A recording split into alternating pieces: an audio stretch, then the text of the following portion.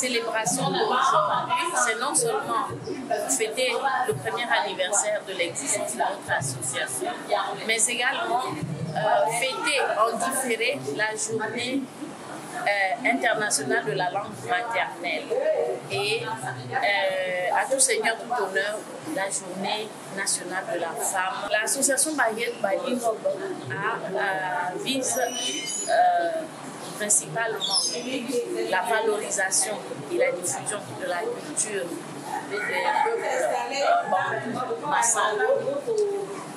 Ensuite, l'entraide comme toute association.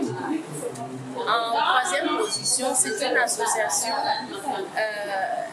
qui se veut être le fer de lance de la conservation, de la préservation de nos us et coutumes pour les générations à venir. Le mariage qui est le plus fréquent chez les Massango, jusqu'à un passé récent, était celui de mariage préférentiel. Le mariage préférentiel parce que c'est celui-là dont les parents en fait se reconnaissent. C'est les parents qui tissent cette relation parce qu'il y a une connexion interhumaine. C'est soit un petit-fils qui part prendre sa grand-mère, tout comme une grand-mère qui part prendre son petit-fils en mariage. Bon, maintenant, il est préférentiel, pourquoi? Parce que les parents se reconnaissent en fait. Les parents se retrouvent dans cette affaire parce qu'ils sont en amont à l'origine de cette relation. Puisque les familles se connaissent, donc on part, on voit, et puis entre deux, ils savent ce qu'ils ont à faire en tant que parents, en prenant la responsabilité. Ma communication a porté sur les aspects de la langue Isango, du village jusqu'à la ville. C'est une communication assez complexe, mais je me suis limité à l'essentiel. Vous savez, l'origine des Massango, pour parler du Massango au village, il faut parler de son origine. Nous revenons d'où? Nous revenons de Kotou. Kotou, c'est où?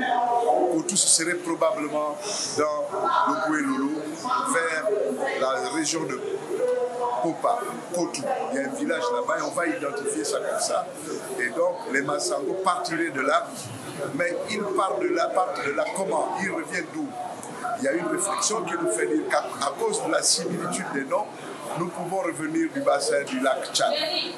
Et donc, parce que là-bas au Congo, au Zaïre, vous avez les Moukala, vous avez les Iloko, vous avez... Pourquoi ces noms-là se retrouvent là-bas alors qu'ils sont chez nous, chez les Massango, c'est des noms propres. Peut-être que nous parlons justement de cette origine-là. Et nous sommes retrouvés dans le Gouelolo pour prendre deux directions. La première vers Ibunji, Mimongo, la deuxième vers Ndikou, les Bamba. Et puis, vous avez vu qu'à cause du travail, à cause de l'immigration, nous nous retrouvons à Mouira, nous nous retrouvons à Lambaréné vers la région de Bengui. Nous nous retrouvons dans l'estuaire vers la région des Fouques, de Kango, de Loya.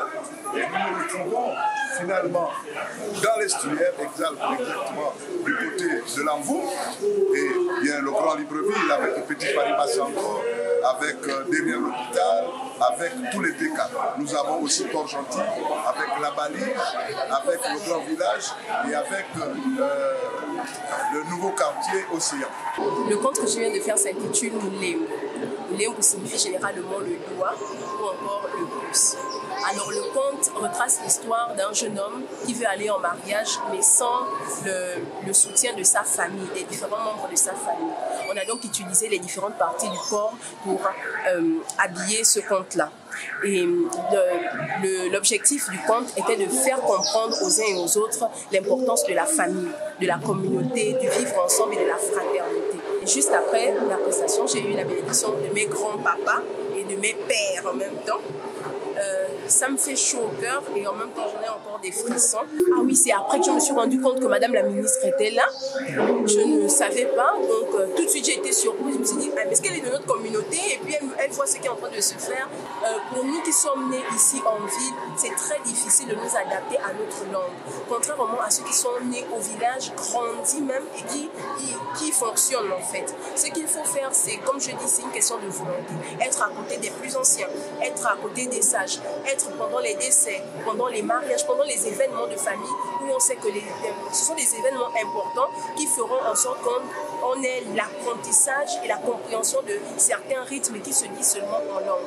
Posez aussi des questions à ceux qui connaissent, posez des questions, interrogez-vous et allez vers, c'est important d'aller vers, surtout quand on ne connaît pas, il faut aller vers et pour recevoir, parce que plus on va vers, plus on reçoit, mais on reçoit beaucoup plus même que ceux qui sont au village. Et ceux qui sont au village, c'est un acquis. Or, nous, on est en train de chercher. C'est ça. Ce que l'Église catholique n'a pas réussi à faire, les églises éveillées sont en train de le réussir. C'est-à-dire effacer dans la cervelle des uns et des autres ce que nous sommes, ce que sont nos us et coutumes, nos rites initiatiques, notre vie de tous les jours. Ils disent maintenant que c'est le diable, ce sont les choses du monde. Aller danser le niembé, aller danser le boutique, ça devient les effets du diable, d'après les églises de réveil qui sont en train de mettre un coup fatal à ce que nous sommes.